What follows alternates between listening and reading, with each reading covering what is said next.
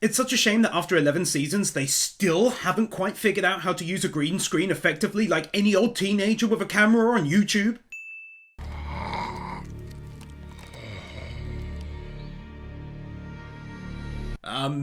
Walker's just sleep now?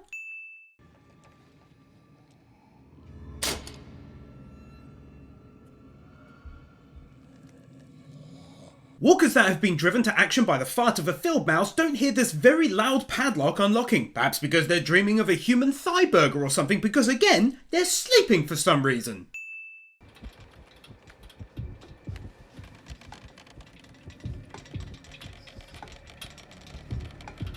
You know what's sad? That this is a classic example where it's just incredibly obvious what's going to happen. Like, of course something was going to wake them all up.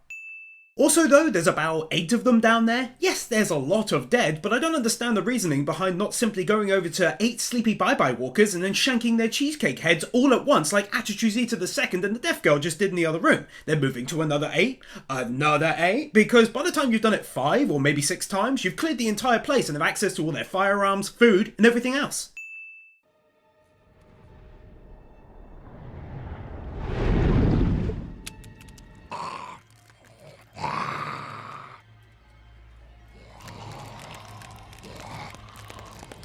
Also, shockingly, the very loud padlock opening from earlier on doesn't wake any of them, only stirring one who was dreaming of skipping after a fat juicy kid, and yet Daryl's blood hits one, it stirs, and all of them wake up at the same time!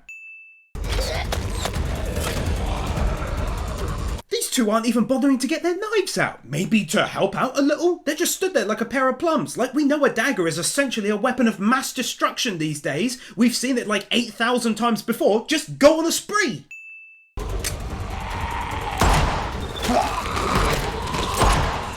Also, I'm obviously not going to show it, but everyone is still Robin fucking Hood. So many headshots, absolutely zero misses. Like, bruh, people in the Olympics aren't this accurate and they haven't got zombies walking after them.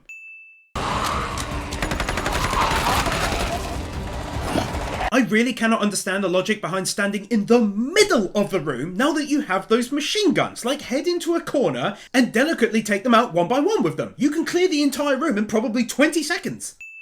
It also makes me laugh that as soon as they get hold of a much better weapon, they suddenly start aiming at the damn torso. Suddenly they're not expert marksmen anymore, you feel me?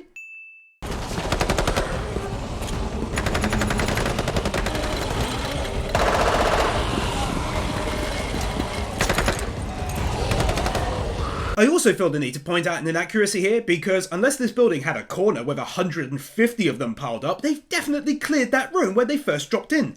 They killed like 18 with melee weapons, at least 35 to be taken out with a bow and arrow, they unloaded an entire pistol clip into them one by one, and then they've been going to town with the machine guns for ages. That room is cleared, don't be silly.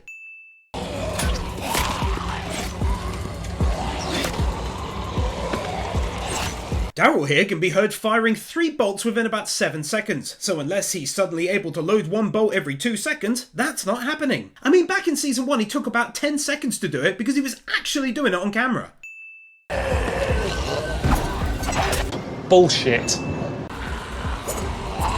Bullshit. So what happened out there?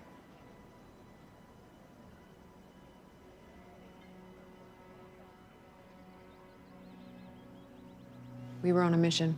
Pause for super long dramatic effect. I don't know what that noise actually is.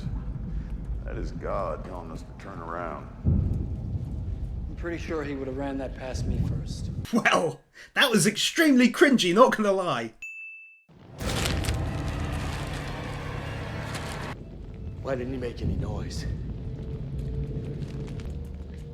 Throat slashed so deep it almost severed. Bit weird how they're all so quiet, and yet he takes one out that's clearly not dead, I mean, you know what I mean, and suddenly everyone is okay talking in spite of there being tons of bodies there.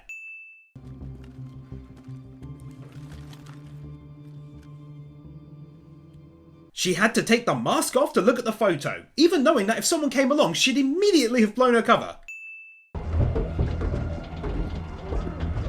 Somebody boost me up. You go up there, you're dead. By going up onto the top of the train, he'd be dead? Does this guy think they're now climbing up ladders and stuff? She'd be pissed if you tried. She'd want us to keep moving forward. Apparently Maggie would be pissed if he even went back up for a quick look around because so precious is their time they can't spend, what, maybe a solid 3 to 5 minutes having a quick peep up there and at the rear of the train? Lovely way to work her out of the episode for now and give us a fake out death though.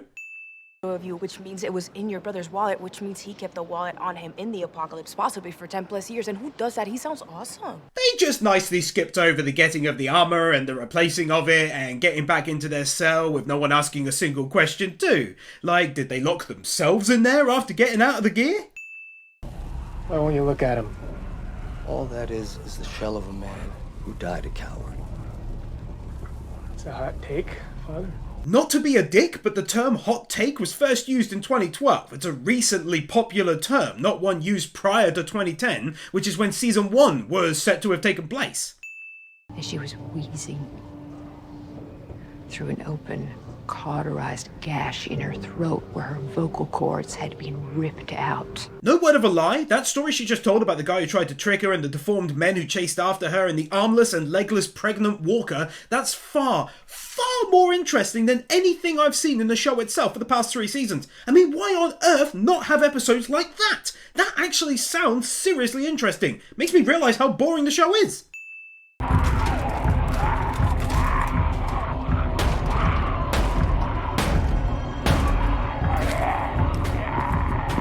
Is it just me, or why don't they go for the glass instead of the door handle? I mean, I get it for the other doors they've opened. You couldn't all get through the glass unless you're really skinny and small. But on this one, there's a chair on the other side specifically stopping them opening the door. So why not get the window smashed and then move it out of the way first?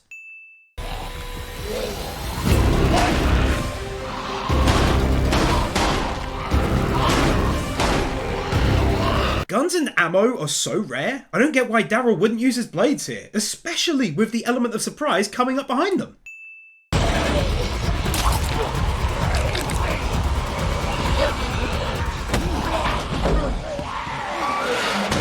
That seems like the most stupid way to do that. Don't get me wrong, it's the coolest, but is your average person doing that who wants to blow up a grenade in the next carriage? No, they're kicking him back, tossing it in and shutting the door, not wasting a few precious seconds after pulling out the pin, shoving it into a walker's mouth.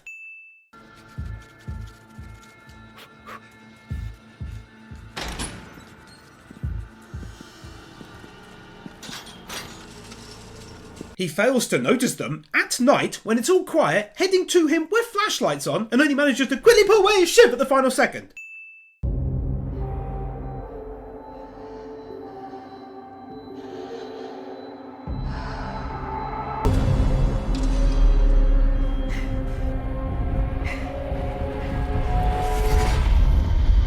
Just me, or does the heavy light glow from the camera here not kind of take away some of the realism from the scene?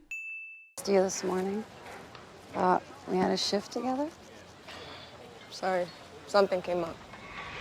You still want to do those shifts with me? I still don't get why they're doing sign language and speaking at the same time. Do you want to talk about it? Talk about. Yes, clearly.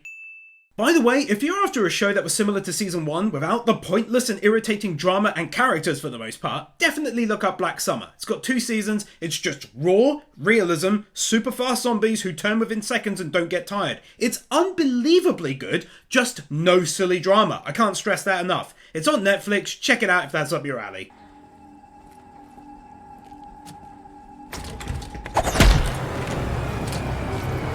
As opposed to sneaking up behind her when she clearly doesn't know you're there. Also though, it's funny how people stop being experts at throwing weapons and stuff whenever they're up against a main character. That must be a right pain in the ass dealing with plot armor.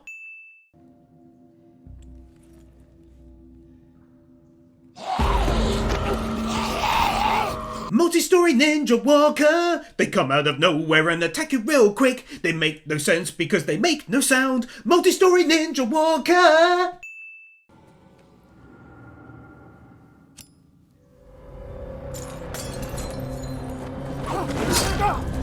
Yup, makes total sense. Nothing wrong with that scene.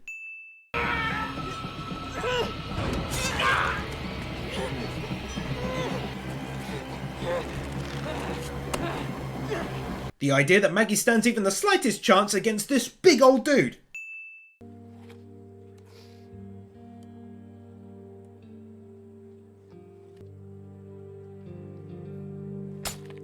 dude's literally still breathing. That's harsh. I thought you were a man of God. God isn't here anymore. In the previous season, he went off on a rant. If you catch an enemy, tear off a fingernail, do this and that. And yet here he captures one who is still very much alive for now and doesn't bother to ask a single question. Not about how many of them there are, how much food they have, and so on and so forth. Nothing. Just kills him.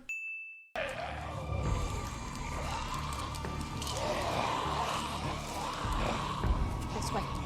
Come on. It never fails to surprise me at just how often they find themselves surrounded in a pretty wide and open forest by incredibly slow-moving foes.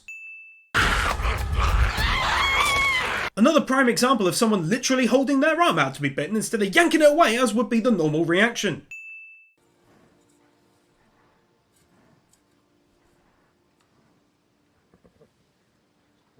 Well, okay, she really awfully and slowly bleeds it to death. What a bitch!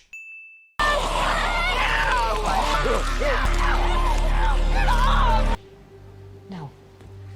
Just, No. Maggie, if this plan fails, For me, it makes no sense to have her tell the story about the pregnant walker, captured women thing, and build her as this cold-hearted pragmatist only to now have her be super caring over people clearly dragging her down. Like, she watched the young lad kill himself and get torn to pieces. She said it didn't bother her because of what she saw on the road. It helped her understand what it means to survive. And now suddenly she was desperate to rescue the woman who had been bitten in the forest, struggling against Negan who was pulling her away, and she was being eaten by like 6 walkers, and now she doesn't want to leave him behind. I don't get it.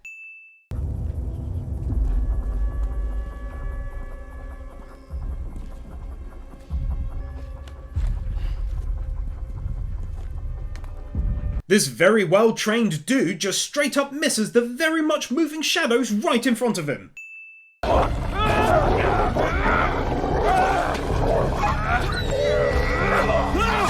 And yet, Daryl, you kinda just sat there watching it happen, didn't you? I didn't see much movement from you there, dude. Doesn't matter. We wouldn't have worked anyway. Couldn't have been happy. Not in a world like this. Is that you talking on your family? Like you've never done things? Killed people? I know the things you've done, so you have no right to judge. Not at all. See, this for me is where the writing gets a little sloppy, because she said they couldn't have been happy together in this world. He asks if that's her talking or her family. Basically saying is that their views forced onto you. Maybe you don't really believe it, you're just saying it. Then she says, you don't get to judge, you've also done horrible things. This is me, the good and the bad. But that's not really what he was getting at. Certainly nothing about judging you.